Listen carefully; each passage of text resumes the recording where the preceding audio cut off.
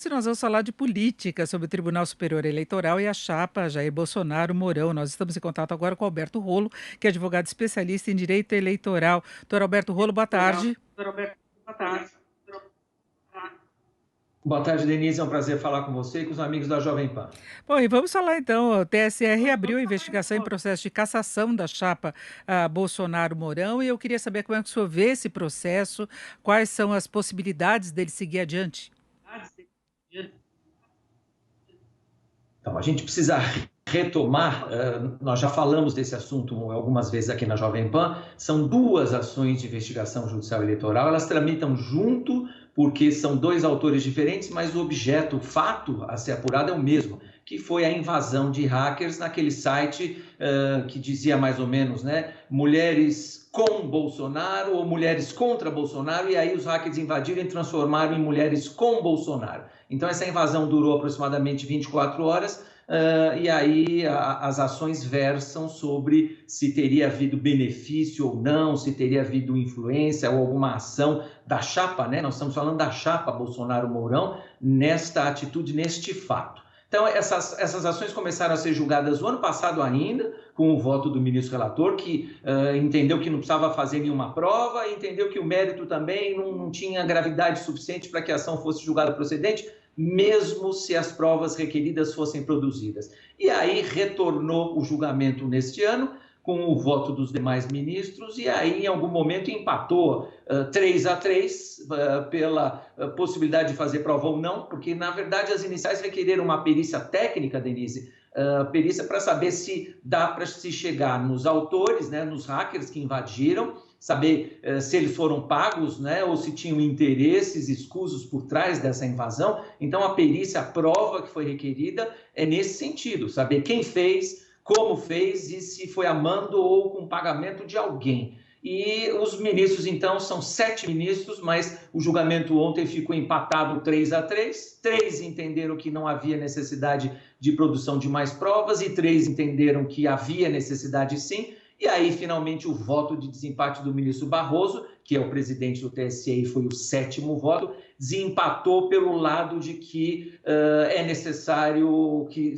sejam feitas provas. E, insisto, que provas são essas? Quem são os hackers ou quem foi o hacker, se é um grupo, quem pagou, da onde partiu, a mando de quem, a pagamento de quem. Então, o que é importante deixar claro aqui, Denise, é que ontem não se julgou o mérito da ação. Ninguém falou que a chapa Bolsonaro-Mourão é culpada ou é inocente. Isso eles ainda não decidiram. O que eles decidiram, e aí sim terminou ontem pela votação de 4-3, é a necessidade de ser feita uma perícia, uma prova.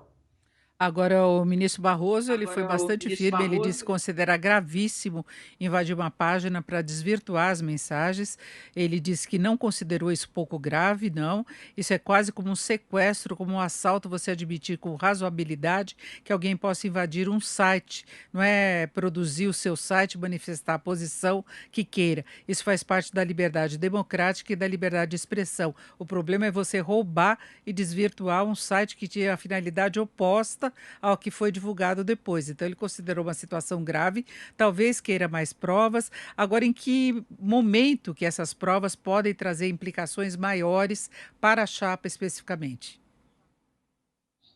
Então, Denise, essas palavras do ministro Barroso foram importantes ontem e são importantes para o processo, na medida em que a lei fala para que a ação seja julgada procedente, ou as ações, já que são duas, fala em gravidade do fato. Exatamente isso que diz a lei, gravidade do fato. Então, de alguma maneira, o ministro Barroso já, eu diria que antecipou o voto dele no mérito, que ele já falou que os fatos são muito graves. Mas nos julgamentos anteriores, nas sessões anteriores, eu ouvi ministro dizendo que não é tão grave assim, porque afinal de contas foram 24 horas e depois que a invasão foi corrigida, essa correção também foi usada contra a chapa de então, né? Olha, vocês precisam desse tipo de subterfúgio para ganhar a eleição, alguma coisa do tipo? Então, se houve prejuízo com a invasão, esse prejuízo teria sido reparado depois que a invasão foi descoberta. Isso não são minhas palavras, são palavras de algum ministro que votou lá também. Não ontem, mas já tinha votado anteriormente. Então, aí respondendo objetivamente, Denise, a partir desse momento, então, que o resultado foi 4-3 pela produção de prova, as iniciais, os autores vão pedir essas perícias técnicas, vão dizer que tipo de perícia é, se vão atrás dos IPs, dos computadores, quer dizer, perícias para se chegar à autoria, se for possível chegar à autoria, da onde partiu essa invasão de hackers, e aí depois, no segundo momento, saber que tipo de vinculação esses hackers têm ou teriam com a chapa, se alguém da chapa participou, se houve pedido ou contratação, vamos dizer assim, de algum responsável pela chapa, ou do próprio então candidato Bolsonaro, ou do próprio então candidato Mourão, para se chegar à responsabilidade. E aí depois haver uma decisão de mérito. Por enquanto não houve decisão de mérito, tem essas sinalizações que você mencionou do ministro Barroso, e eu me lembro de algum outro ministro dizendo, não, mas mesmo que a prova chegue à conclusão de que houve uma invasão, e essa invasão foi deliberada, foi por interesses políticos, ainda assim a gravidade não é tão grande assim. Justamente o contrário do que você relembrou do voto do ministro Barroso. Então vai ser muito importante acompanhar esse desdobramento. Essa não é uma perícia fácil e não é uma perícia rápida. Eu imagino que isso demore alguns meses até que o processo retorne maduro para o julgamento de mérito, Denise. E entramos naquela discussão toda de redes sociais, há pouco nós estávamos falando de filtro, do que pode acontecer nos Estados Unidos, investigações. Trump também teve problemas por causa da utilização irregular de redes sociais, de mensagens, de sites, de aplicativos, né?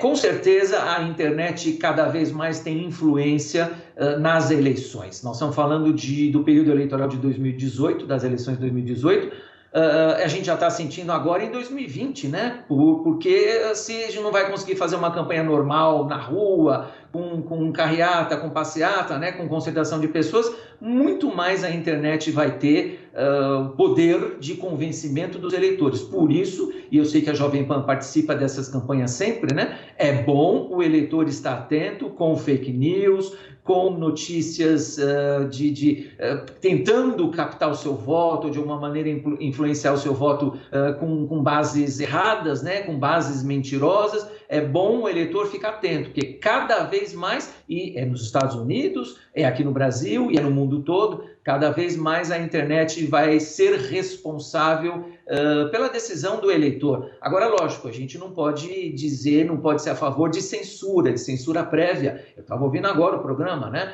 Manifestação, liberdade de expressão, mas com responsabilidade, e o eleitor também com responsabilidade. Separar o que é verdade e o que é mentira, e principalmente não ficar propagando, né, essas notícias falsas ou, de alguma maneira, falseando algum fato para objetivos políticos. Conversamos aqui com o Alberto Rolo, que é advogado especialista em direito eleitoral. Doutor Alberto Rolo, muito obrigado, uma boa tarde. Eu que agradeço, boa tarde, bom trabalho para você e para os amigos da Jovem Pan.